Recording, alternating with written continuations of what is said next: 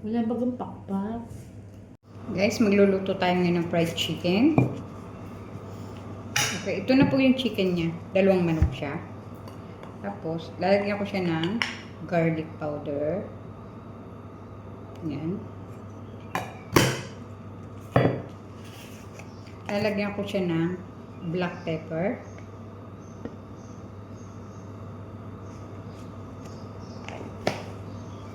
Lalagyan ko siya ng konting chili powder para ano siya. Okay? Konti lang. Then, lalagyan ko siya ng salt. Konti din lang yung salt para hindi siya maalat. Yan. Okay?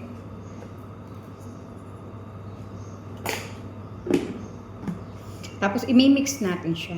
Imimix ko yung manok.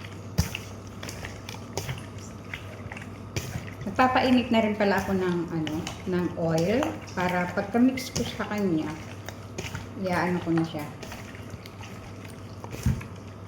Daan natin sa harina.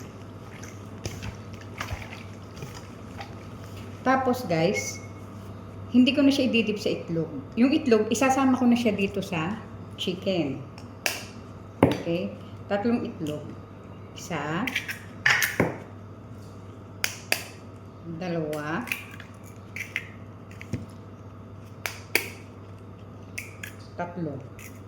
3 lang guys. Maano na yan. Okay. Ganyan siya.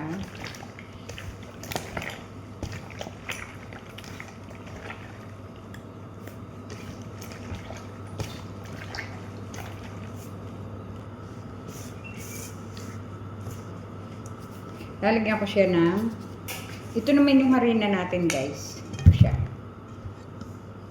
Lalagyan ko siya ng chili powder. Konti lang kasi may chili powder na yung ano natin. Konti lang. Okay. Tapos black pepper. Konti din lang kasi meron yung manok natin. Konting garlic powder kasi meron na siya, baka naman ma-over siya ng ano, konti lang. Konti pa. Lagyan pa natin siya. Yan. Tapos lagyan natin siya ng salt. Konti din lang yung salt kasi may salt na yung ano, yung chicken natin. Konti din lang.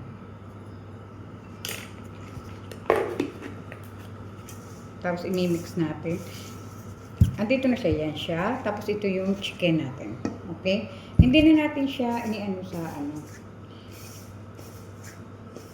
10 minutes, 5 minutes, okay na yung naka-blend na ano, naka-marinade na siya. Yung mga chicken natin. Ngayon dito natin siya i-dip. Okay? Yan. I-dip natin. Ayan guys yung kawali natin na may mantika na siya. Yan. Ngayon titignan natin kung mainit na yung mantika. Ito yung ano, sandok na kahoy. Igaganyan mo siya. Ngayon mainit na siya kasi ano, nagbabubbles na yung mantika. Tignan mo siya guys. Yan. Pag ginanyan mo siya, nagbabubbles na.